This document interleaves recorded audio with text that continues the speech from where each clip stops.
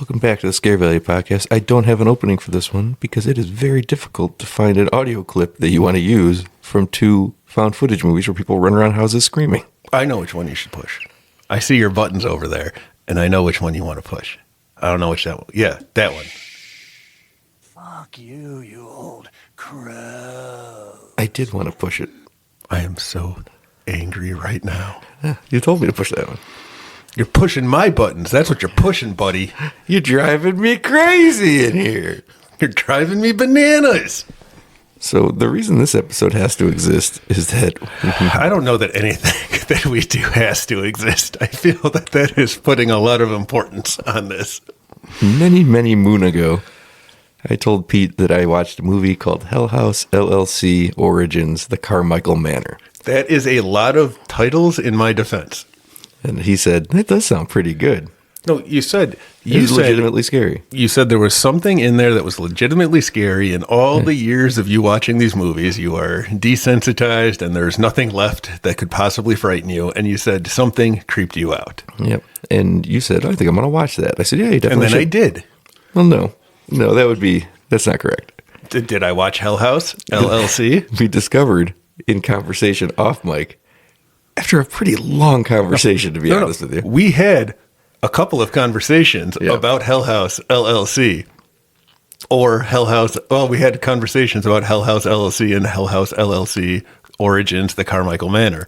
But, you know, we had those talking to each other about separate movies. And at no point did either of us realize we were talking about different movies until many, many moons later after that. In my defense, you were the one agreeing with things I'd bring up. Like, remember when that phone rang downstairs, but it's coming from the room, and then they went to the room and there's only a clown there, and you're like, yeah, that never happened in Hell House LLC. I feel like there was a lot of things where the clown would appear when there was something else. That's their go-to trick. In my defense, every time I said something, you just nodded and said, yup. Yeah, but I do that all the time. Right, I know. So what am I supposed to do? I just assume that I'm correct. That's how most people treat me, and that's why I go through life assuming that I'm correct. So we went back and watched the other movie that the other one had seen, since he watched the original and I watched Origins. Yeah, so I watched Origins, the Carmichael Manor. And I watched the original, LLC, from 2018. Nope, 16. The original came out in 2016. The new one came out in 2023. There are two sequels that we will never watch. Oh, parts 2 and 3? Yeah. So you've never seen them? No, and I never Nor will. have I. And I solemnly swear that I will never watch them. But here's the thing. I enjoyed one, and I enjoyed the Origins. I enjoyed both of them, but I'm never going to watch 2 and 3, because I hear that they're not as good, and why would I watch subpar versions of something that I was lucky to enjoy twice? I do not like found footage movies. You say that all the time. And I'm 100% firm on this. I enjoyed Deadstream. Mm-hmm. Don't care for the Blair Witch. Mm-hmm. But you recognize its importance. Yeah, I reckon. But, I don't care for it because it's just not very good. And I liked Origins was all right, too. I feel like it was more... I think the first Hell House was at least interesting for a little bit. Mm-hmm. I couldn't tell you what it was that I enjoyed more about it. The second one seemed more studio, or the second one. The fourth one. No, it's the second one. I do love the title, by the way. I like a colon. I like more words than that. Is there a couple of colons in that one? I think there's just one, but they could have fit a second one if they wanted to. I feel like a comma could have gone somewhere, too. That is a title. Yeah, so you like the first one better? I think that the part that creeped you out was the... it wasn't a part that creeped me out.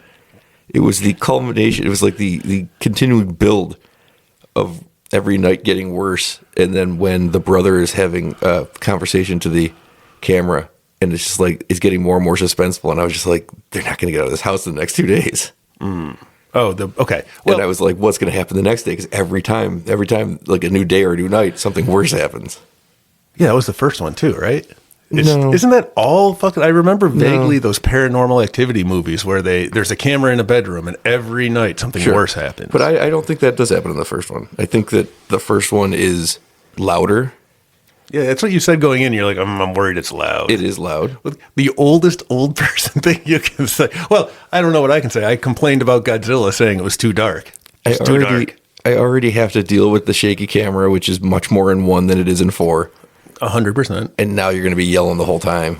And I mean, the performances are pretty good in the first one, honestly, for what they have to do. react to nothing. 100%. I thought the people were very good in the first, which is not what I normally expect from found footage movies. The acting tends to suffer. But I thought they were better in 4. That's the thing. I think so. Well, they seem more polished. They'll seem like real actors or real, Which makes sense because they're not just regular people putting on a haunted house. These are people that are investigators that do this on camera. So the premise is there's a hotel that was abandoned, and these people in the first one, they come to do a haunted house type thing for Halloween. Yeah. And they do it illegally, and they go into this place, and it turns out the house has the hotel has a history of some sort, but it's never really explained in the first one. There seems to be demon worship. I think that's what goes on in 2 and 3. They explain all that, and I'm just not interested in it. And then in the fourth one, it's a prequel, origins. Is it? Because I don't think that it's actually set before the other ones. When I watched it again, I was like, I think it's just telling... It's just trying to connect the story here, so it does have some ties to the original and to 2 and 3, but I don't know what they are really. Well, here's what I can understand, having not seen part 2 and 3. Yeah. So in the first one, it ends, everyone dies. Like the bad in the house gets them. Part 4, it's a new location for the first time. The Carmichael Manor. They're just doing. That house is supposed to be. There was a murder there, and there's a true crime podcaster there too.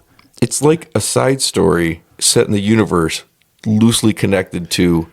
But the other 3 movies. I'm following the Abaddon Hotel. Yeah. And the Abaddon, they mentioned when in the 4th movie, they go to that the antique store that has stuff that was saved from the Abaddon Hotel fire. Yeah. So I think it burns down in part 2 or 3. Well, if I can remember here correctly, the 3rd one is called Lake of Fire. Well, I think it burns down in part 2 then. Well, because now they got to find out. Second one's called the Abaddon Hotel. Mm-hmm. And then it burns down at the end, and they figure out why. It's because there's a lake of fire underneath it. Now, I don't know, and I didn't look it up, but Abaddon is something either like a demon who guards hell or like a hell itself. I can't remember what Abaddon is because it's been a while since I've heard it other than the Hotel Abaddon. But that they mentioned it in the movie that the guy, I'm very confused at what the bad is in these movies. It seems to be a clown. I'm pretty sure the bad in the first one is the creepy cameraman Paul, who is a sex pervert. Boy, howdy was he. What year did these come out? 2016 for the first one. Okay. Boy, was he creepy. Constantly. That was my first note, is cameraman is a pervert. You're not wrong. Yeah, but they all think it's hilarious. They're all like, oh, maybe we can get her to take her top off for you. And I'm like, this is... It feels like an early 2000s movie, or late 90s as opposed to a 2016. But, no, so the clown... no, so I like the first one. Mm-hmm. Wait, what was the part that was just I thought it was the girl in the mask in Origins. You keep bringing up the girl in the mask. I have told you before that every night gets progressively more intense. It's the girl in the mask. You're scared of girls in masks. My favorite part of the 4th one is when the friend is doing the Zoom interview and her pictures, because she's going to try to sell the property, and the pictures keep changing, and it's not stuff she's taking; it's getting closer and closer to that her. was pretty cool. That's great stuff. Yeah, that is. Now, all of them suffered though. It's who's releasing the documentary. That is what it comes out. It starts off as like, well, no, the 4th one explicitly tells you who's doing it. But it then the ending isn't put together. It's put together as a scare ending, right? You've got the kid talking to it's the camera, the killer guy. I don't know if you know how found footage works, but someone finds the footage, and the 4th one opens with the people telling you that they're going to show you the footage of what happened to their colleague. Okay, but see, I got to, because the ending just seemed like the ending of the first one very much is no longer found footage. Because who found, like, the people who are doing the documentary go into the house, and then you see them die in the house, in the hotel. So where did that footage come from, or how did it get released, or how come no one's talking about this crew that died while researching the first one? Well, I think that in the first one, isn't it the same thing? Didn't they have other people talking about it first, and then it goes into the investigation, then they get the thing brought to them, so it's like 3 layers deep? No. And you're talking about the second layer of the investigation, but I'm pretty sure it opens with people talking about it first. But it was those second people, I thought. I think there was a different... Look, I've seen that movie kind of twice now, and I don't remember any of that, so I don't know that that's really true. Either way, I don't like it, and it seems fake, and it takes me out of the story, such that it is. Although, those clowns were creepy. The clowns are their best trick. But the first one tries to put the hat on the hat. What do you mean? it's, oh, there's evil in the hotel. Don't go to the hotel.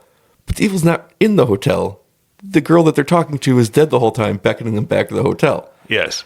That ghost reveal, that's a Lovecraft reveal of you fool. Oh yeah, you fool! Randolph is dead. Randolph is dead. Who you've been talking to this whole time, and it's effective enough in a way. But I'm also like, they're allowed to leave the property. Yeah, it bothered me a bit. No, that's true. Although in the origin, they were still on the Carmichael Manor, but it's the same little black robed things from the first one. I guess they can go wherever they want. There's nothing holding them. I guess so. Well, yeah, there is a cult that is trying to open a portal to hell. Is that what it is? Yeah. It seems like, yeah. And they're trying to think. I think what I liked about the fourth one is it's a simpler story. There's a family murder here, and the place is haunted. Okay, great. And the clowns are also here. Aside from the sexual predator in the first one, I think I liked them better than... Yeah. See, Margot annoyed the piss out of me for probably the first half of the movie, and then I got her. Like, I guess because she's one of these people, like, it's her character You trait. need to have somebody that's keeping you there. Yes. And I don't know why, but something And I really about liked her it brother. annoyed me. Because her brother was like on her friend's side, like her girlfriend's side, like, I'm with you then. And then she kind of speaks up against Margot, and he's like, I agree with her. And I was like, hey, he really followed through with that. Does it to get him out of there. No. Well, he gets out of there, doesn't he? Kind of. I don't know what happens to you when you die in this clown house. Apparently, you go to the police and get them to come check out the hotel. And then you get a room? Well, no, the Abaddon Hotel burned These are down. supposed to take place somewhere near New York City, right? Like Yeah, in the right rural out, part. I think like an hour outside of New York or something. They said, people will drive 40 minutes So to like get here. Cooperstown. Sure. The Baseball Hall of Fame and then the Abaddon, Hotel. I've been to Cooperstown. It does kind of look around where... I haven't been This there was shot since in Pennsylvania, though. Okay. Well, The first one, anyway. I think I saw that it's an actual haunted house somewhere that they used for their set.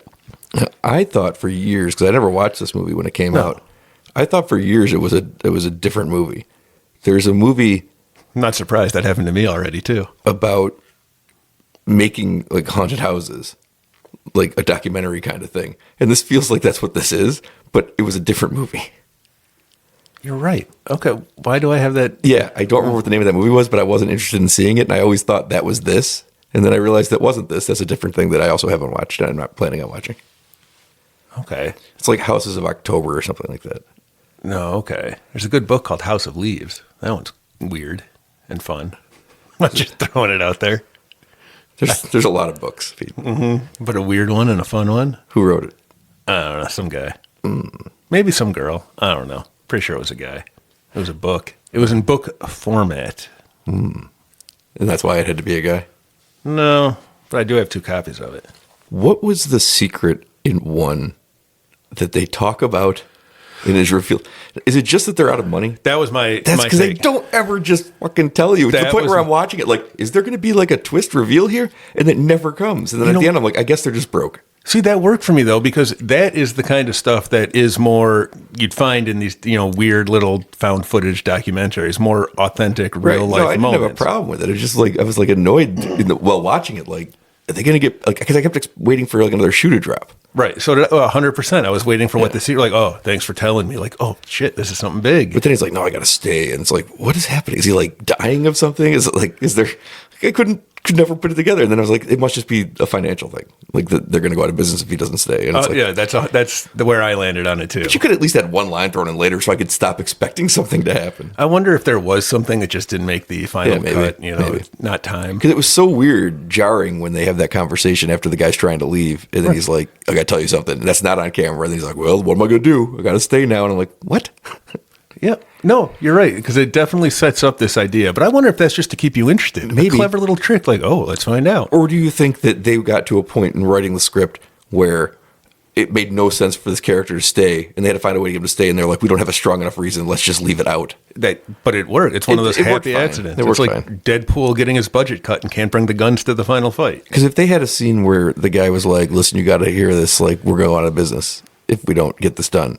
And then he's like, okay, I'll stay. That's not really a strong enough reason to stay when you've been seeing the shit you've been seeing. No. Which is why they left it off camera to let you think. And then, luckily, everyone dies before you can really question, hey, what about that? I give the first one credit for trying to be scary in very simple ways, where they really make it really the thing is just the clown can't turn its head. Yeah, that was pretty. Those clowns were creepy as Clowns fuck. are creepy. And apparently, as whatever gets, maybe Abaddon is a thing, like a demon, because they say your eye, like the symptoms. I think it was in the fourth movie where they talk about. It's a hotel. No, it's a Pennywise or a Skarsgård. Creepy Skarsgård. Or a Curry. I know what it is. You distracted me well. Thank you. What was I saying? Something about Nicolas Cage, probably. I never listened. Oh, so I lost my Nicolas Cage notebook again. I'm sure you were. Since the one we just recorded? Well, no, before that. Yeah. But I did lose it since then again, too. But I found it again. And it was scary for a minute because this Nicolas Cage notebook, all the pages are falling out. That's how much Cage info I have to share with the world. But I found it again. I know you were worried. In fact, that could be my Nicolas news. My Nick Cage news update is that I lost the notebook, but I found it again. Whew. That's been your update 2 other times so far. Well, I know. It's an important update. Do you want to? No. Go ahead. No, you want it? There's a Nick Cage drinking game. I can tell that you're excited. I can tell you want all the details. I don't know if I have enough time to go into all the details, so I'm just going to give you a couple of the highlights here. So someday we can play this. All right. When have we ever drank together? I think we watched Except for your children's birthday parties. One time you told me not to put my face in the non-Newtonian fluids. That's true. Because I was drunk, and I did. And you know what? It was a bad idea. Don't stick your face in non-Newtonian substances, just as a tip. But anyway, the drinking game. So, one drink, anytime Nick Cage shouts, anytime he punches someone, or anytime he points with his entire arm. 2 drinks, if he displays a facial tic of some sort, because he likes those. If he has implausible facial hair. If you, what was this one say? Oh, if you suspect he was allowed to supply his own wardrobe in any of those scenes. And then this is where you drink everything that you have on your table. Anytime he catches on fire, which happens a lot. Like I just thought just what movies does he catch on fire? And I came up Ghost Rider, Ghost Rider, Spirits of Vengeance, Wicker Man, and Kick-Ass. I'm like, those are just 4 movies right there that he catches on fire. And the 100+ movies he's done, I'm sitting there trying now to think, how many times does he catch on fire? Because you might not survive a Nick Cage drinking game if that's the case. But these are the rules. There are many more. Go check it out. It's a fun time. We should do that for all the Nick Cage movies. Start at whatever his first one was and work our way up. Valley Girl. Start at Valley Girl and end at whatever that movie is he's got coming out. Daddy Longlegs. Close. What is it? Long Legs. Is it Long Legs? I was right. See? We should do a watch along where we do the drinking game. I'm not saying no to this idea. It's a pretty good idea. We'll just pick a horror movie of his. A Nicolas Cage horror movie and he catches on fire in Renfield too. I forgot about that. Yep. Apparently it's a thing. He made it catch on fire multiple times in Renfield, to be honest with you. Oh, no. Because I think he definitely does in the beginning, and I'm pretty sure he does at the end. I think you're right. Let's hope we don't choose. We'll put all the movies in a hat and pick one. Let's hope it's not Renfield. Oh, boy. I hope it's Peggy Sue Got Married. There's a lot there. I think he had all his own wardrobe for that movie. I tell you, he probably did, and I know he had his own delivery of Ma Huang. That is classic. Classic Cage. Classic Cage. He should have been in Hell House. He might have been one of the clowns. He could have been. So I'm jumping back because at the end of part 4 now, the Carmichael Manor, the premise was the Carmichael Manor was just in like the town over, like near the town of Abaddon. And one of the kids... The town wasn't Abaddon. The hotel was Abaddon. No, I think the town was Abaddon, it's like too. Rock something. I think that was the county. Oh, you're right. But anyhow, so the kid goes to work at the Abaddon Hotel, and he was supposed to be there in whatever happens there. That's like the big culty, whatever was happening at the Abaddon Hotel. Right. And then he's arrested for some reason and doesn't make it. So I guess he's still continuing on what the cult was doing because he wants to get through to the other side with everyone else because he's the one running around killing people at the end, right? I don't remember. That's what I couldn't figure out. And then to make it even weird, it seems to be one clown started it, and then he found another clown friend, and then they're like, let's go to Abaddon and make the Abaddon Hotel and make a gate. But then it shows in part 4, it shows Margot, who they talk about her getting lost at a fair once. Yeah. And then at the very end, they show that picture of her again, but pan out, and she's at a fair, and there's the clown standing behind her at some, the booth that they apparently would wander around doing evil clown things at. And then they pan down, and it says 1901. Did it? Like The Shining. No. That's what happens in The Shining. No, it could have been in It, too, because remember every, 26 years, It comes back? Is it 26? Something like that. 16, 26, every so often a hot Skarsgård comes crawling out of a lake of fire, and it says, time to party. That's creepy Skarsgård. No, it's hot because it's a lake of fire, so it's hot Skarsgård, see? So creepy Skarsgård goes in and Alexander Skarsgård comes out? That's how these things work. It's my understanding. So you like the first one better. Pete, what if I told you there was a 130-minute long director's cut of the first one?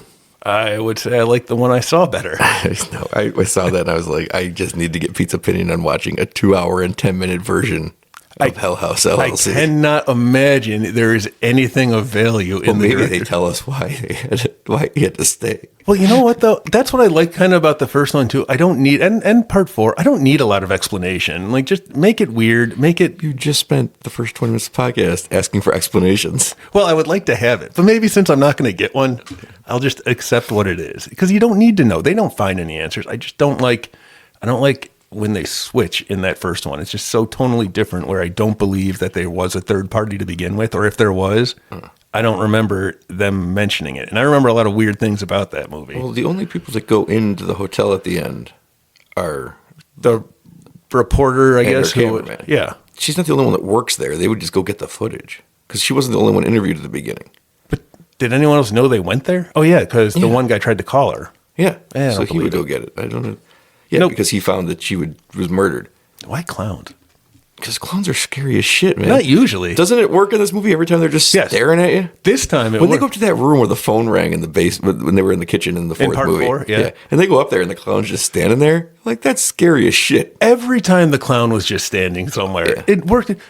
In the first one, when he goes all the way to the basement stairs and he thinks it's his friend, and then there's just this clown with bleeding eyes. And then it cuts back and he's staring at him because he turned his head. But that is the one part of the first movie that I really didn't like. Not that part. That part's great. But it's how quickly the guy just goes from 0 to 60 as he's running around going, what the fuck? Oh. What the fuck? It was you. I know that was you. What the fuck are you doing here? What are you doing here? Oh my God, what are you doing here? And I was like, too much. Yeah, okay, I'll give you that. That's, I think, part of the problem I have with found footage. Deadstream was not ad-libbed at all, right? That was just tight script is what you told me. I'm not saying that the ad-libbing was bad. I'm saying that the performance was just, you ratcheted up way too much. You went immediate from, and this is the first time he really senses there's a problem in the hotel. You haven't seen the 2-hour director's cut. That's true. I bet you there's a lot more ratcheting up. The best part, the scariest part in the first one is when you can see the people in the background.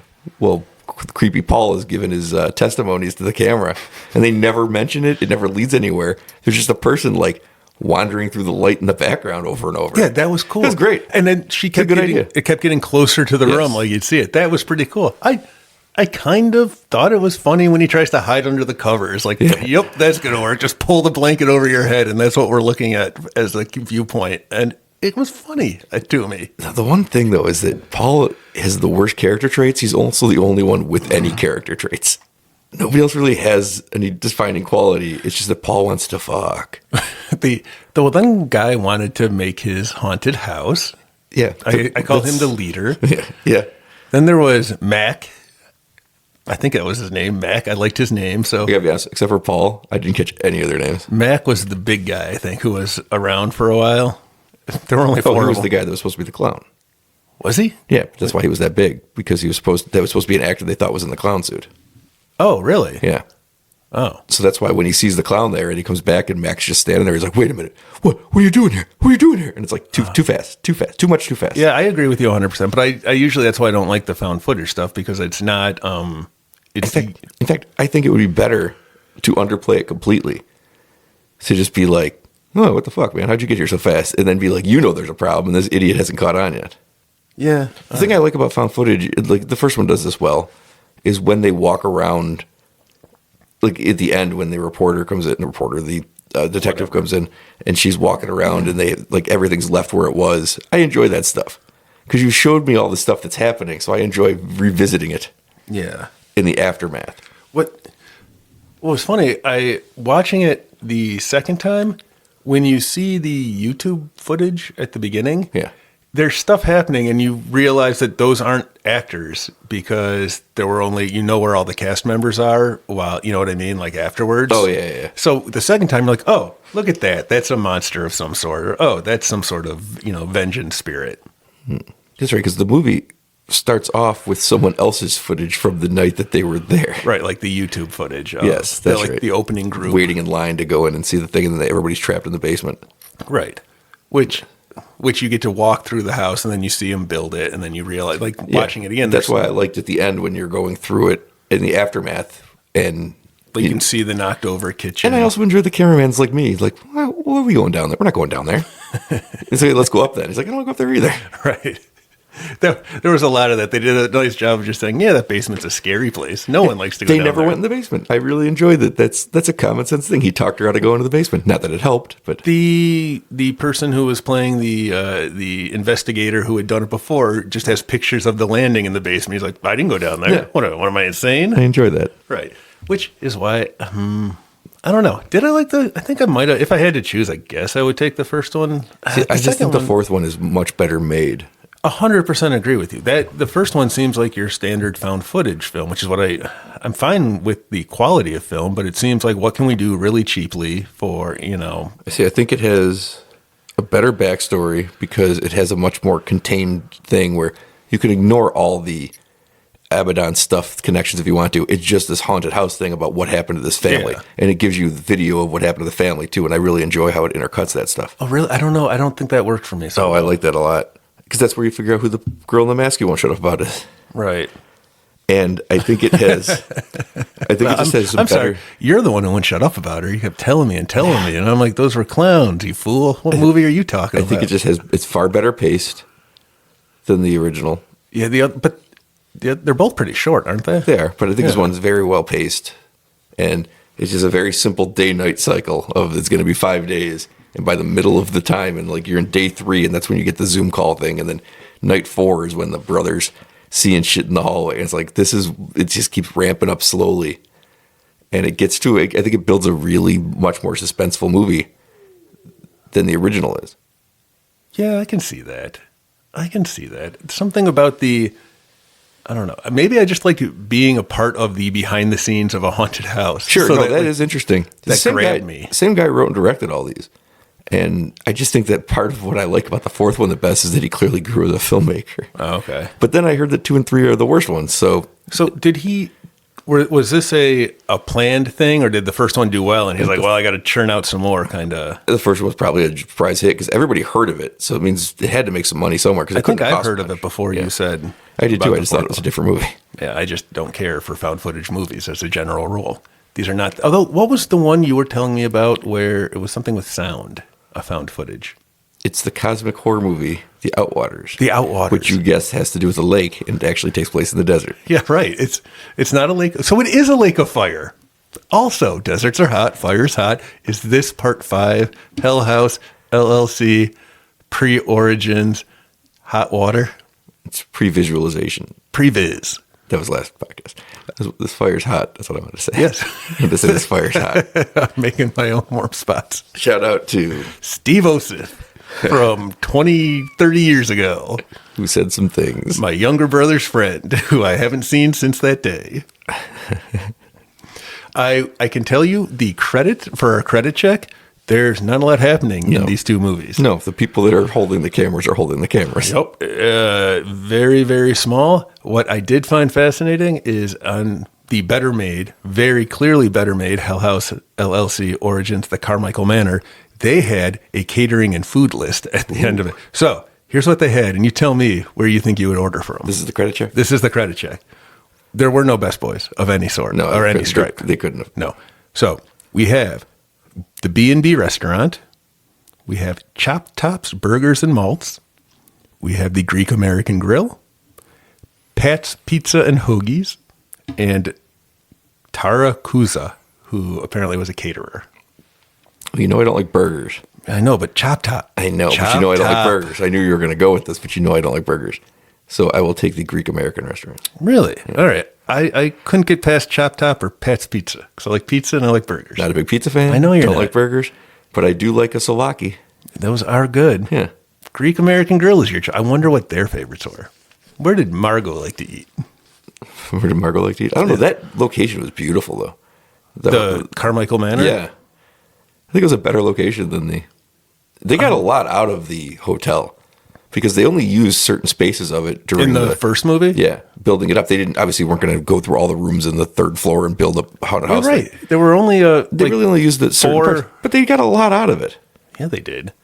The creepy woods in part 4 when they were trying to walk their way out, that was fun. I mean, I liked it a lot, and I liked the space that they had in 4 because there's less people and more room, and I enjoyed it. It was creepier to me. And listen, I'm not going to keep going on about this girl in the mask, but when you were so scared when he looks down the hallway in his camera and that little face comes around the corner, it's like that was fucking terrifying. It was pretty cool. That shit just works every time. When you were watching the old footage that you like so much, I just like that there's a more grounded thing going on in this one than there was in the original. Right, you love the old footage. Yeah. I got you. Yeah, that's right. I love old footage and girls with masks. Right. Yeah. When she comes out after the kid was making the clowns, I guess, or the clowns were there. He was storing them. I'm still unclear on the provenance of the clowns. I bet we could study all 4 movies, and we would never understand where these clowns came from or what the purpose is. As far as I'm concerned, part 1 and part 4 are the story. I am too. I'll watch part 5 if it comes out because I really enjoyed the way he made part 4. It legitimately, again, I never get scared watching movies anymore, and I paused this one because I was like, Am I afraid of what's happening in this movie? And it was one of those moments where I was like, cool. I am. And I was watching this like alone in the middle of the day the daylight. And I was like, I'm actually kind of afraid, like not afraid, but I'm like, man, I'm kind of nervous about what's happening. And I never get that. And I thought, man, if I wish I could have seen this in the theater, because I don't think it came out in the theater, but I wish I could have seen it in the theater or would have known to watch it in like a dark room alone or something, because it really kind of works. And these things never work for me. You'll get a jump scare or whatever. Yeah, those are cheap. But this was like, and like the first one never had that suspense for me. There was cool stuff with the clowns and stuff. Yeah. But the suspense worked so well for me in the middle of the middle of the Carmichael Manor. Yeah. That I wish I'd have seen it in a better circumstance. Yeah. Because a lot of times movies are affected by where you are or when you are, or what mood you're in when you're watching them. Yeah. And I wish I would have known, but I looked after I watched it and wrote the review, which I gave a great review because I legitimately thought it was very scary. Yeah, so why'd you tell me to go watch the first one? Yeah, right. I went and looked, and on all the kind of it got really good reviews. Carmichael Manor, it's the best review to the series, and everybody kind of agreed like this was like surprisingly scary. And I'm like, it was scary. I'm not crazy. It was scary. I'm so desensitized. It's hard, but like suspense works if suspense works. And I didn't hate it. A lot of times I just don't watch the found footages. Well, you have the hardest time connecting to the scary stuff because you're watching it in Quibi like 15-minute intervals. It is for these movies. I really do try to do it in big chunks where I can. And this is one Kitty probably wouldn't watch with you. No, these are none of these movies Kitty has any interest in watching. So yeah, well, it's good because the first one had a lot of flashing lights, which I didn't realize because I'd never seen it before. Yeah, and the fourth one doesn't. So the fourth one you probably could have got with, but I think she'd been scared by it because I was scared by it, to be honest with you. Yeah, that's interesting. It's a tough line to draw with Kitty because she's enjoying watching horror movies as someone who never watched them before, but she likes watching them because it's new to her. But if you go too scary, she's never going to watch them again. Say, what do you think she would do with When Evil Lurks? I don't think she'd ever watch it. Yeah. I think it's too much. Oh, that is fascinating because that movie fucked me up. Because there's different levels of horror movies. There's populist horror movies, which I love. And then there's like true horror movies that someone's making for not a profit, not for the benefit of anything else, nothing but the artistic nature of wanting to make it a horror movie. And it's weird what horror they hit. Like I couldn't quantify what about When Evil Lurks hit me so hard. Like it was just, it's very unique, and it sustains it the entire. The intensity of that movie just never lets up. It's pretty amazing. For a Weekend at Bernie's scenario, they went, Weekend at Bernie's 3 is way weird. It's intense. There's got to be a comedy cut of that movie of just two doofuses losing a dead body. Wait, that wasn't the comedy cut? Yeah. Eating children's brains, the dog attack. Oh, God. These were all terrible. Terrible. And you see them coming. You know what I mean? Like, I think we talked about it briefly. Yeah. Like, you see the dog attack coming, but goddamn, somehow it's worse. Yeah. So, yeah, that is definitely a type of horror. It's definitely funny with these movies that I really enjoyed 4. I enjoyed 1 a lot. And I have no interest in watching 2 and 3. I have absolutely zero interest in 2 and 3. But it's mind-blowing. Like, I don't want to know more about the lore. I don't care what happens in the hotel. I don't care what happened to anybody. I'll never put it on. And it's like, I enjoyed the movies. That makes no sense. I think part of it is knowing that those aren't well-regarded. I had no knowledge of how part 2 and 3 were. I didn't even know that part 4 and 1 were different movies. Yeah. But that's true. That is where this began. I still have, like you, zero interest in watching 2 and 3. I feel that there is nothing that needs to be added, which is why I don't need to see the director's cut. I don't need more. I feel like it'll take away from what I enjoyed if I knew more. It's a fine little movie that does its thing, and it's enjoyable. It's got some good scares. It's got some good clowns. Like, clowns to me have, I don't know, they're not killer clowns, so I don't need to see it. Pennywise never did it for me. The killer clowns are awesome, and that's all you need. I don't like see these many clowns. I haven't seen Terrifier though. How's Art the Clown? We're going to get to those later this year. Oh yeah, because Terrifier 3 is coming out in October. So this October we will have Terrifier week, and you will watch Terrifier 1 and 2 finally. We should do a clown week. Well, we just pick Terrifier clown. week. I'm going to watch other clown movies. That's what I'm going to do. I'm not going to watch Terrifier. What other ones are there besides it? Shakes the Clown. Oh, I love that movie too. You love that movie. I loved it when I saw it when I was like 14 or 13. I wonder if it holds up. Well, no, I know it doesn't hold up. It's Bobcat Goldthwait. What do you mean it doesn't hold up? I know. Isn't Bill Murray in it too? Probably. Yeah. And they hate mimes. They hate them so much. You know, it does sound pretty good now I think about remembering watching it on HBO way back in the day. That's exactly when I watched it. Does he do the Bobcat Goldthwait voice? Mimes! I don't know if he does in that one. I feel like he had to do that voice all the time back then. He wasn't allowed to just act. It was like, come out here and do the Pee Wee Herman voice for us. He became a director. Did he? I think he might have even directed that first Becky movie we've talked about a couple times. Really? I want to see that movie. Maybe he didn't. Because he directed something. I know he's directed something, but The Wrath of Becky is the one you saw. Yeah, I like that. And you said I should go see it. I didn't say that. You infer things. No, I refer things to somebody else. Unless it's for the podcast, I don't ask you to watch anything anymore. That's not true. You told me to watch what I eat because I'm getting dangerously unhealthy. No, he directed Willow Creek. I'm thinking of something else. Willow Creek. I don't know that one. He directed Shakes the Clown. Did he now? Yeah. Good for him. I guess so. No, it is. I give him credit. I like it. It does not look like... Oh, cameos by Robin Williams, not... yeah, him and... Yeah. Oh, yeah. Robin Williams and Bobcat were good friends. Yes. I knew that. Adam Sandler has an appearance in that, too. This is Florence Henderson. To bring it back to the Brady Bunch, which was last episode. Was she the one who was dating Sam the Butcher? No, Alice is dating Sam the Butcher. That's not Florence Henderson? Florence Henderson is Mrs. Brady, Carol Brady. Who was dating Sam the Butcher? Alice. The camel? The got camel. 10 humps? Alice the housekeeper. You've never... No, it's Alice the camel, and she had 10 humps, and you got to sing it down to 0. And then Alice was a horse. That's how that song ends. I don't remember who played her, but I should because I saw that opening. Florence Pug. It's an all Florence cast. All Florence cast. And it's filmed in Italy. That father died of AIDS. And there we are, back again. Well, what do you want me to say? Florence Henderson's also dead. My week so is isn't... Alice. My week... I'm sure Sam the Butcher is too. No. I needed my dose of death, thank you. I think all the kids are still alive, though. My kids? Thank God. Well, that I can't prove. I thought you had an app or something, and you do have the gift. Oh, no. Let's stop talking. I know what the power of this podcast is. That only hurts good people. Oh, yeah, right. My kids are shit. Yes. Yes.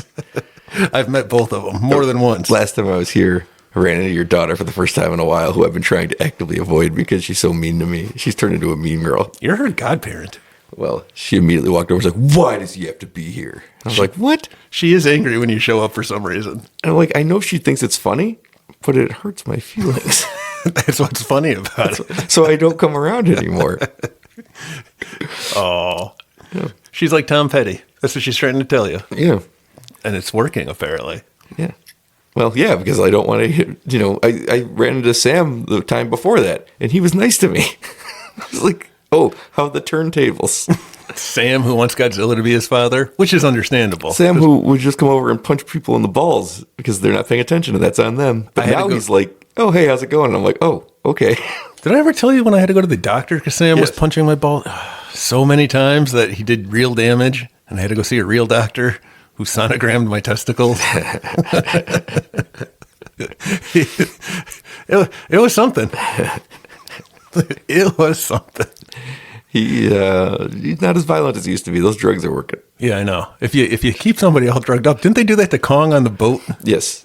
Did they do that to anyone in the Hell? No, there were no drugs in the Hell House LLC ones. Not the two I watched. No, and that's all of them. That's all I need to see. It was all. I guess that was fun too. There was no.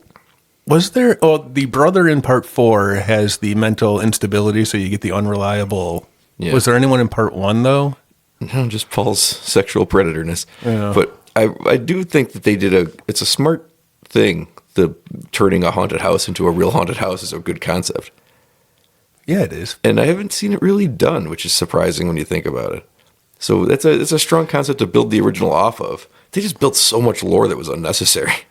Yeah, I think I kind of liked it, even though I was desperate, because I am left searching for answers, trying to put it together in my head. Yeah. And the best I can get is there's a cult. Now there's things in robes that are, I guess, cult members. There's a cult trying to open a gate to hell. Yeah. And Abaddon is something, either a demon or because they chose the place based on the name. Yeah. And it seems like people get trapped there and they have sacrifices, and because there was a mother and a daughter that went missing. And wasn't that a dream that took in part 4? Wasn't there a daughter that, like a lost little girl who was trying to bring her back? Margot had the dream about it. She mentions it at some point. And I wondered if that was the people who went missing at the Abaddon Hotel. Maybe, because they tie it all into the Abaddon Hotel where they found all this information about it. That was directly, yeah. But I had never seen one. So all that stuff, the first time I watched it, is just gone to me. Right, well, that's interesting to me because I had seen part 1 before I saw part 4. So all of that kind of made sense as a tie-in, but watching it with no prior knowledge. Let's put it this way. I watched the 4th one, and I had never seen the first one or the second one or the third one. I did know the second one was called the Abaddon Hotel. So when I saw them talk about it in the 4th, I said, oh, that must be referring to the second one. Then I watched the first one because of our little crossing the stream confusion. And then it's about the Abaddon Hotel, and now I'm even more confused. Well, maybe the Abaddon Hotel is the main character in part 2. Although I was excited to see the clown show up in the first one, because after I'd seen the 4th one, because I was like, oh, my old friends are here to scare the shit out of me again. How kind of them. They did a good job, too, I will say. The clowns were creepy in part 4. It wasn't an overuse. It wasn't. They didn't turn them into a wisecracking, any kind of thing. And it's not overused to the point where I'm bored when it shows up. Like somehow the same clowns from part 1 are equally terrifying in part 4. Yeah, and I know they have other adventures probably in 2 and 3. But I believe 2 takes place years after 1. Okay. So they're just looking into the same thing a second time, which is another reason why the 4th one takes a new location, takes a new backstory, and gives some new things. It opens the series up to more stuff.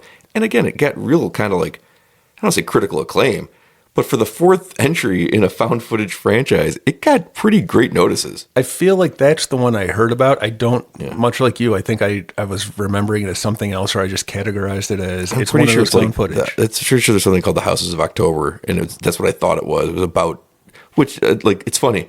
I just said, it's a pretty cool concept, of how they build these haunted houses. I won't watch the actual documentary about it, but I'll watch the fake one that the portal to hell opens. Well, if there's no portals to hell opening, what do I care? What are we doing here? Yeah. Why are we filming this? No one gives a shit. But it was a good concept. And I'm glad that it worked out for them to the point of 2 movies I'll never see and one I did like a lot. Well, I'm intrigued going forward now. I will never watch part 2 and 3. I feel I don't need it to know the story. You don't need to know the story to watch part 4, but I appreciate the clowns, the continuation of the clowns. Do you think that those are just like, I wonder if this is why the 2nd and 3rd one aren't as well regarded, because in the 4th one, they didn't use the clowns as much. Right. And they built up to it when they started doing stuff. I wonder if the 2nd and 3rd one, they were like, I don't know what to do here, just put a clown there. A car pulls up, and the clown gets out, and then like 10 more get out behind him. Of course it is, the smallest car. And more than the 2 clowns we see. There's 3, right? There's 3. I think? Yeah. That's right. What are the... Oh, right, there's 3 clowns, at least that's where we start. I'm still trying to figure out. And the kid from the Carmichael Manor, he seemed to be making more... Like he made... his sister who died, he made that little mask costume for her, and then somehow she was resurrected, I assume, through his magics. Sure. Okay, I don't know. I thought maybe you saw something I didn't. The thing about these movies is I don't know and I don't care. Yeah, it's just that they do some effective stuff with it. Do you? Because there's 2 other movies you can watch and maybe learn some things. I enjoy wanting to know. Oh, I don't ever like knowing anything. That's no fun. I enjoyed because the two movies had good concepts, and I think that in different ways they got a lot out of them. I just personally enjoy the slower, better paced version than the madhouse that was the original. Yeah, I'll buy that. I think the first one felt more like a found footage movie to me than the second the second one. No, I agree. So the Carmichael Manor has moments where I know it's found footage, but it doesn't feel like it because it's taking its time and it's setting the atmosphere with it. Yeah, sometimes. Yeah, I'll agree. I guess there were some moments where it was kind of jarring, where it's like, oh, look at them setting up the camera for whatever. It's like, oh, we need a static shot now for a while, so that's why they're doing it. Like it kind of bled in, I guess, to. And I don't notice these things when I watch movies, but even I noticed it. So that's. There's a movie I liked from a couple years ago called When the Screaming Starts. No, that was not what I thought you liked from a couple of years ago. That is technically supposed to be a found footage movie, but it just breaks every rule of it, and it's better for it.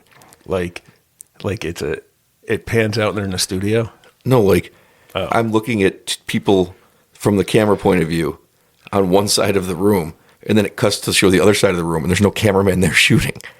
Because that's where the camera would have to be for this to work. And it's like, we're not putting the cameraman in the shot. We just don't care. Take him out of there. So imagine two cameras facing each other, and neither of them are there, even though it's being done like found footage. Yeah. And I was like, I applaud it because I don't care. What was the name of it? When the Screaming Starts. It's a comedy. Oh, it's a comedy. It's about a guy who wants to be a serial killer, so he starts a serial killer family to go murder people. And he's like taking out ads to find people. Oh, really? And one guy that doesn't speak English just walks into the wrong place and becomes part of this family. It's pretty great. When the Screaming Starts. I really enjoyed it, and I also really enjoyed how they didn't care to clutter it with the found footage tropes, even though they were using found footage. Not found footage, it's like a mockumentary. Oh, okay. But where's the cameraman? It doesn't make any sense. That reverse shot, the camera has to be there, and it's not. And I was like, you know what? Good for them. I would rather it be this way. Yeah. What was it? When all of the shows were like TV shows. This is the title of the movie? What's that? Mine was When the Screaming Starts, and yours was When all of the titles of the show. Yeah, that's right. That's what it is.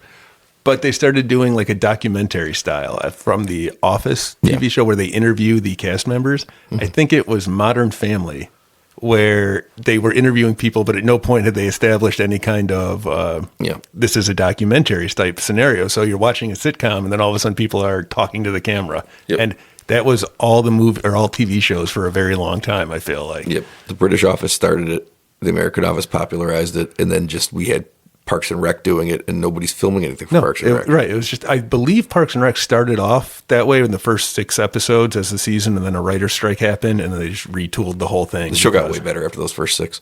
The thing that made the show work so well, it didn't work for me in the beginning, because I was like, this is just like The Office, just they're not, they're just in a different office. Yeah. But I really enjoyed when they really keyed in on, she can't be like Michael Scott. She can't just be dumb or anything like that. I just thought she's really enthusiastic about local government. That's funny enough. You don't need any more than that. And that worked for like 7 seasons. It did. And then you just surround her with bureaucrats and people who hate the government. It's like, this is perfect. Yep. And then you have to deal with local townspeople. And everyone is insane. We know that. It just feels like that wasn't, not even the first 6. I feel like it did find its way partway through those first 6 episodes. Right. But remember, like, that started and Andy's supposed to be like a dick. And you're like, who's going to hate Chris Pratt? He's not even Chris Pratt yet, but immediately you're like, no, this guy's way too likable to be a dick. And he's a dick for the first 6 episodes. And then it's like, no, he can't be. Nope. And it works better. It doesn't work. Like, you're supposed to be on Anne's side. And I'm like, he's pretty cool.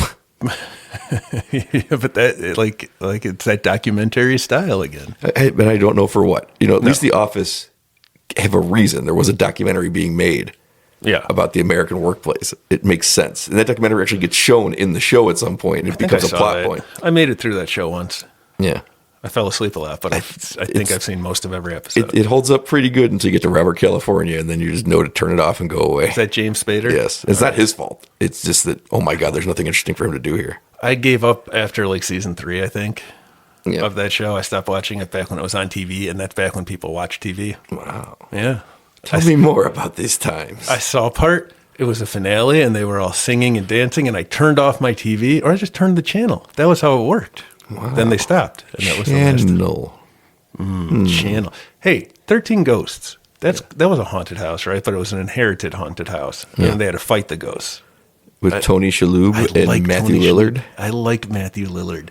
It's Monk and Shaggy. It is Monk and Shaggy. And who was the girl? She was somebody. Was it Shannon Elizabeth? Yes, I like Shannon Elizabeth.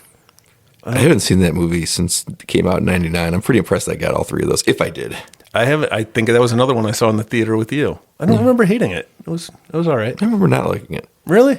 Came out around the same time as the House on Haunted Hill remake, which I did like, even though I know it's not good. I know it's not good, Pete. Really? I like it. Is that the one with Liam Neeson? No, that movie's terrible. That's The Haunting. That movie's fucking awful. Yeah, maybe I'm thinking of that one. The movie has a great cast, and it's terrible. It has Owen Wilson. It has Catherine Zeta-Jones. That's the one I'm thinking of. It has, what was her name from The Conjuring? The wife that's really good in it. The Conjuring. The one who gets possessed at the end. Lily something? Maybe? Viri Farmiga. Well, she is in it. No, doesn't she get possessed? I thought she did. I don't think so. She was in Godzilla, too. She was in Godzilla 2. That's technically accurate. I know. She was in Godzilla 2. Godzilla number 2. That's the one she was in. How big are Godzilla's number 2s? You were talking on the Godzilla episode about never seeing a Godzilla dong. I've never seen any of their poop. You've never seen any Godzilla dung either. Never seen any. No dong, no dongs. That is the Godzilla promise, at least from the legendary verse. No dong, no dung, no sleep. We're going to protest until we get Godzilla dung and Godzilla dong. All right, I'm in. I'm in for that one. You know Kong's got to be laying juicy ones all over the containment area because he's upset. What about the dong of Kong? Have you even thought about that? Yeah. Kong dong? We brought it up. But have you thought about it? Oh, yeah, you do. You look for it every time. Yeah, that is your thing. I've ever been satisfied. That's how you watch when movies. I watched The Watchmen, and that one time in the brief moment in Wild Things when Kevin Bacon turned around in the shower. I never saw Wild Things. No. Hey. I've seen Kevin Bacon's Wild Thing. Did it make your heart sing? It made everything groovy. All right. I don't know what else I have to say about found footage LLCs. I'm not interested in the second and third one at all, even though I enjoyed the first and the fourth one. And I really think they got a lot of mileage out of what are just a couple of good ideas. A simple haunted house movie in one, a kind of over-the-top haunted house movie in the first one. But the idea of building and operating the haunted house was a good cover for it. I think that was... Characters are not the most interesting things in these movies, but they don't detract from it either. A lot of times the characters do. I'm going back to Blair Witch. I hated the main character. You're supposed to. Oh, are you? Yes. Okay, so you're glad you're on the Blair Witch's side? Well, no, you're supposed to be on the other guy's side, but you're supposed to be frustrated as they're frustrated. And the best way to do that is to make someone that you can just fucking hate. Okay. And you're supposed to feel as angry and frustrated as they are. You know what's funny? I'll accept that these people are stuck in a mansion in the woods. I'll accept that they're stuck in a hotel somehow and can't get out. But I will not accept that they're lost in the woods and can't follow a river out. The woods are magic. They did try to follow the river out, and they ended up in the same place. Rivers don't go in circles. No, the lazy rivers do. The good rivers go in circles. They do when you have crossed into another dimension. It's not another dimension. What? It's another dimension now in the Blair Witch? It's not another dimension, but they're caught in a magical realm that they can't get out of. They walk one direction and end up by the same fucking tree stump 3 times. They are trapped. Well, that's because the one guy threw away the map. A later video game that they made, no, he kicked into the fucking river. It's great. A later video game they made kind of answers this, where they crossed a certain threshold, they couldn't get out. They were trapped in the witch's game, and there was no way out. That just sounds like a poor game design. No, but it's not that they couldn't follow the river. It's that the river didn't Quiet, you fool. I have news. Barbara Crampton is in a video game. Yes. Texas Chainsaw Massacre. Oh, is that the one? I knew it was a video. Oh, look at you with all this information. I don't know why I thought you wouldn't know Barbara Crampton news. I should be getting Barbara Crampton updates from you every episode, not Nick Cage news. We need, I could do it. We do need more people on because I have so many the Cage quiz hot shots just sitting there, but there's no point when it's just you. And it's still just a question. I'm guessing the answer, Ed. What do the points add up to? I don't know. There's going to be, I think that might be something. There might be a prize of some sort. I think I'm going to start playing. I only halfway know the answer. I was going to say, you probably don't know the answer. Right, so I might win. It'll be a good time. But yeah, that was my Barbara Crampton news. I've been thinking about that one for a while. I think I got announced a while ago. Ooh. But I've been remembering it because I know Barbara Crampton. I know her too. I just saw her in suitable flesh. I saw her in the hallway. Not yet. Not yet. Not yet, Ewan McGregor. In fact, that was supposed to be coming up soon, and that was probably not coming out till the end of the year. We're going to push 30 years before we watch that movie. Wait, we're not that far away from it. We're going to see her in what was the name of the movie? Night Watch? Night Watch. Night Watch, the movie we've seen trailers for but have never watched. More like Never Watch. The history of that is that 28 years ago, we saw the trailer for Night Watch, and it looked pretty funny in a bad way. And we've had a line stuck in our head. I saw her in the hallway for years, and I've owned it for years, and we've just never watched it. Nope. And one day we will for this podcast. Well, that's what we keep saying. But it has not happened yet, and we are over a year into the podcast, and that was one of the first ideas we had. So for some reason, we're caught in the witch's magical trap of not being able to watch Night Watch. I'm going to go ahead and say that was the only idea we had, so it's shocking that we haven't finished it yet. I think it was like that. He was like, what do you want to do for episode 1? I said, watch Night Watch. I think that was the whole podcast. Let's watch Night Watch. And then we were done. Quit. Yeah. We're out. Ewan McGregor. Yep. Thannos. Josh Brolin's in it? Patricia Arquette. Yeah. In Arquette? And was she in Stigmata? Yes. Wait, isn't there a new Omen movie coming out too? I was just thinking of religious horror. We're not going to cover the Omen because I don't own the Omen and I don't feel like going to buy the Omen, and it's not streaming anywhere. I haven't seen the original Omen. What is it? It's not the. Yeah, it is the Omen. I've never seen the original Omen. I did years and years and years ago. I think I've seen all of the classics. I just haven't seen them recently. Never seen it, and I would have done it, but I don't feel like buying it. And Does the Omen have a big fan base? Is there a? I don't think so. I don't think so either. I did buy Night of the Comet though, so we're not on Vudu. It doesn't exist on Vudu, but we are going to do Night of the Comet later this year. And I bought haven't it on seen 4K. that movie since college. I bought it on Blu-ray so we can watch it. Awesome, because I love that movie. It is a good one, and I think it's turning 40 this year. Really? I think it is an 84. So what a good time to watch it. That's why. It's like how probably next week, if I'm right. Man, you always are. We'll be continuing our journey haphazardly. Try that again. Haphazardly through the Friday the 13th franchise because it is the 40th anniversary of Friday the 13th, the final chapter. But it wasn't the final chapter because I just saw his new nightmare. Correct. Wait, that's Friday the 13th. Some of that's correct. But is this a Jason movie or a Freddy movie? But it is interesting you bring that up because the reason it's called the final chapter, it kind of makes sense when you realize it came out 6 months before Nightmare on Elm Street. When I told you Nightmare on Elm Street kind of relaunched slasher movies, the reason it's called the final chapter is that slasher movies were in a sharp decline in 1984. So they wanted to label the final chapter so everybody would know, so they'd come to the theater and be like, we're not going to keep going. This is the end. Please come. And then 6 months later, Nightmare on Elm Street comes out and it refigrates the franchise. Like, better get him into production. Chapter the second. And then you end up with the Roy the Paramedic movie. Roy the Paramedic. I like him. There are certain people in horror that I really like. That's one of them. Roy the Paramedic. He's one of them guys. It's Roy the Paramedic, Rodan the bitch, and Rodan and Roy the Paramedic are my two favorites. Rodan, Roy the Paramedic, and the Husky Clown from the Hell House movies. The Husky Clown? The fat one? Is that what you're saying? Fuck, marry, kill. Rodan, the Husky Clown. Oh, boy. And Roy the Paramedic. Oh, boy. Fuck, marry, kill. Only one of these people, as I can discern, has a job. But he was terrible at it. I don't know how good he was vis-a-vis his paramedic work. Oh, man. But I know he's collecting a paycheck. He's the only one. I'm going to kill the clown because you know what? Fuck clowns. Yeah. Fuck clowns? No. Well, fuck and kill, I guess. No. But fuck them non-pleasurably. Well, I'm fucking all of them, but one of them's going to get married and one of them's going to get murdered. I'm going to marry Rodan. You can't. You got to marry Rodan. You gotta. He's the obvious choice. Yeah. He's awesome. You got to marry Rodan. You got to kill the clown. Yeah, I think that's right. Yeah, see? I don't think there's a better order. Roy the Paramedic has those steely blue eyes, so I can get through one night, I guess. He's very intense. He's a very intense person. Rodan, he's got his own problems. He's not going to bring you much, but... Well, you know how Rodan will go. Like, you get mad at him, and he'll just be like, oh, I'm sorry, and he'll bow down, and then you're all set. He'll turn on you the second he gets a chance. That's right. All right, final thoughts on Hell House LLC or Hell House LLC Origins, the Carmichael Manor? They're pretty good for found footage movies. They're pretty good, I think. I liked them. I'd see the next one. I am intrigued enough that I will see part 5. But I will never watch part 2 and 3. That is the Pete promise. Yeah. Amongst all of my promises, this is the one I will keep. More so than I'll take care of my children or I love my wife. I will never watch part 2 or part 3. I mean, you never technically made those promises. No, I feel like they're implied. Are they? That's what my mom keeps telling me when I talk about the shit children I have. Oh, she's like, you have to love them? Mm-hmm.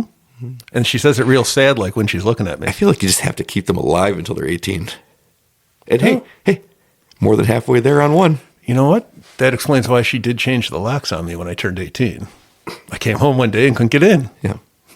And then I forgot where I lived when I wandered away. Never made it home again. All right, that's the end of LLC. I liked them. They're good. Yeah. Good work. And you're scared of the girls in masks. It's girls in masks and Raptors. Raptors. I remember that. You got scared by a raptor once. Yeah. And I think Anne Heche scared you one time as well. So I said also lesbians. And also lesbians. Anne Heche passed away. And on that note, she crashed her car and then burned up in the lake of fire. she's going to come out as a hot Skarsgård. She did make me jump though when she in that movie. I know what you did last I summer. know what you did last summer when she pounds on the window, and it was the same year as the Jurassic Park sequel, where a raptor. They check under the barn. They check under in the little hole that was dug out under the and door. then she's like, it's all safe. And then she goes under there, and the claw comes down. No, that face. Oh, that was through, the raptor face. So I was like, those are the two times I jumped. So I feel that happened like within a week of each other. They did. Yeah. Famously afraid of lesbians and raptors. Two things that do not exist. All right, I'll see you next week.